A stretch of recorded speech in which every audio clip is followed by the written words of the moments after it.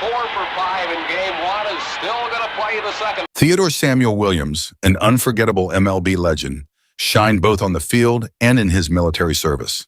His dedication and talent were unmatched. But tragedy struck when the world lost this hero to a sudden cardiac arrest, leaving a legacy that will forever be remembered. Theodore Samuel Williams was an American baseball player and manager who played his entire 19-year MLB career with the Boston Red Sox from 1939 to 1960, mainly as a left fielder. His career was interrupted by military service during World War II and the Korean War. Williams is considered one of the greatest hitters in baseball history. He's the last player to hit over .400 in a season, and his .482 on-base percentage is the highest ever. Sadly, after suffering strokes and congestive heart failure, he passed away. But before we get into his story, make sure to subscribe. In his final years, Ted Williams faced serious health issues due to cardiomyopathy. He had a pacemaker implanted in November 2000 and underwent open heart surgery in January 2001. Despite these efforts, he suffered a series of strokes and congestive heart failure, eventually passing away from cardiac arrest at the age of 83 on July 5, 2002, at Citrus Memorial Hospital in Inverness, Florida, near his home in Citrus Hills. Williams's will clearly stated that he wanted to be cremated and have his ashes scattered in the Florida Keys. However, his son John Henry and younger daughter Claudia decided to have his remains cryogenically frozen instead. This led to a legal dispute with Ted's elder daughter, Bobby Jo Farrell, who wanted to honor her father's original wishes.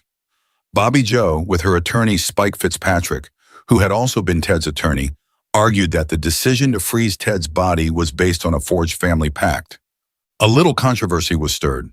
This family pact was an informal agreement, supposedly signed by Ted, Claudia, and John Henry, stating their wish to be put into biostasis after we die, to be able to be together in the future, even if it is only a chance.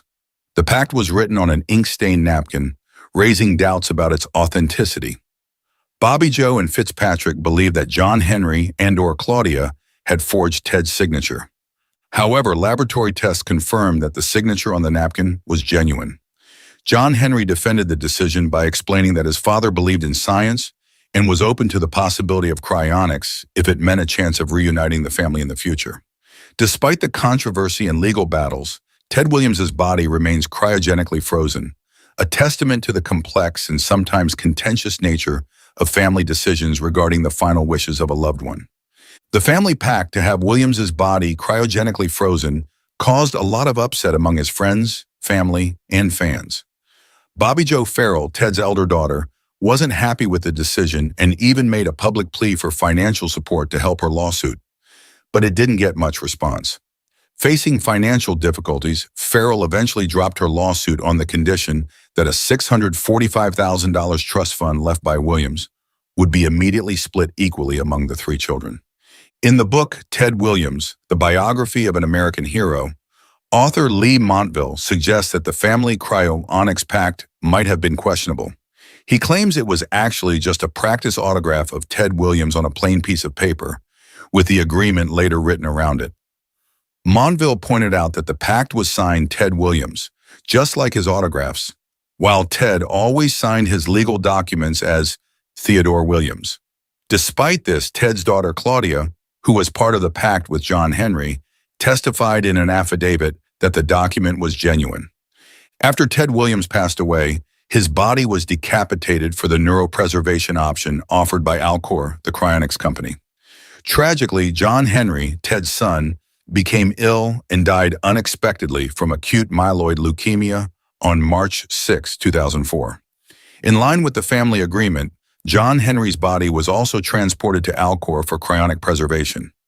This entire saga, filled with legal battles and family disputes, added a complex and controversial chapter to the legacy of Ted Williams, reflecting the emotional and often contentious nature of final wishes and the lengths to which family members might go to honor or contest them.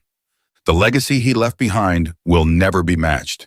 Ted Williams has widely been considered the greatest hitter who ever lived. While this claim is debated, it is undeniable that he got on base more frequently than any player over a 19-year career. In 1954, Williams was honored by the San Diego Hall of Champions when he was inducted into the Breitbart Hall of Fame, recognizing San Diego's finest athletes both on and off the field. This was just the beginning of many accolades to come. In 2002, he was elected to the Hispanic Heritage Baseball Museum Hall of Fame, adding another prestigious honor to his name. In 1999, Williams was ranked number 8 on the Sporting News list of the 100 greatest baseball players, making him the highest-ranking left fielder on the list. That same year, he was chosen as one of 30 players for the Major League Baseball All-Century team, highlighting his enduring impact on the sport. His legacy continued to be celebrated well into the 21st century. In 2020, The Athletic ranked him at number 6 on its Baseball 100 Inches list, compiled by sports writer Joe Posnanski. And in 2022, as part of their SN Rushmore project, the Sporting News named Williams to their Boston Mount Rushmore of sports, alongside other Boston sports legends, Bill Russell from the Celtics, Bobby Orr from the Bruins, and Tom Brady from the Patriots. He then earned the highest civilian award in the United States. Williams was inducted into the Baseball Hall of Fame on July 25, 1966. During his induction speech, he made a powerful statement calling for the recognition of the great players from the Negro Leagues. He said, "I've been a very lucky guy to have worn a baseball uniform, and I hope someday the names of Satchel Paige and Josh Gibson in some way can be added as a symbol of the great Negro players who are not here only because they weren't given a chance." With these words, Williams highlighted the injustice faced by these talented players who never got the chance to play in the major leagues before Jackie Robinson broke the color barrier in 1947. Josh Gibson, one of the most famous names in the Negro Leagues, died early in 1947 and never played in the majors. Satchel Paige did get to play in the majors, but it was long past his prime. Williams' statement from the Hall of Fame podium was monumental. It was described as a first crack in the door that ultimately would open and include Paige and Gibson and other Negro League stars in the shrine. This recognition began with Paige being inducted into the Hall of Fame in 1971. Gibson and other great Negro League players followed, starting in 1972 and continuing into the 21st century.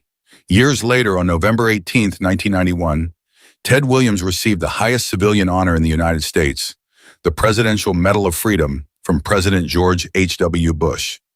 He was rightfully awarded for his contributions. The Ted Williams Tunnel in Boston, Massachusetts, is a remarkable tribute to the baseball legend. Opened in December 1995, this tunnel carries 1.6 miles of the final 2.3 miles of Interstate 90 under Boston Harbor. Across the country in San Diego County, California, Ted Williams Parkway opened in 1992, also named in his honor. These recognitions were made while Williams was still alive, a testament to his lasting impact. In 2016, the Major League San Diego Padres inducted Williams into their Hall of Fame, celebrating his significant contributions to baseball in San Diego. Tropicana Field, home to the Tampa Bay Rays, hosts the Ted Williams Museum. Originally located in Hernando, Florida, from 1994 to 2006, the museum now sits behind the left field fence. According to the Tampa Bay Rays' website, the Ted Williams Museum and Hitters Hall of Fame brings a special element to Tropicana Field. Fans can view an array of different artifacts and pictures of the greatest hitter that ever lived. These memorable displays range from Ted Williams' days in the military through his professional playing career. This museum is dedicated to some of the greatest players to ever lace 'em up, including Willie Mays, Joe DiMaggio, Mickey Mantle, Roger Maris. In 2013, Williams was further honored with the Bob Feller Act of Valor Award. This award recognized him as one of 37 Baseball Hall of Fame members for his service in the United States Marine Corps during World War II, highlighting yet another facet of his extraordinary life and career. That is it for this one. But if you happen to like baseball legends, make sure to check out our latest video on our channel Baseball Icons. I'm sure you will love it.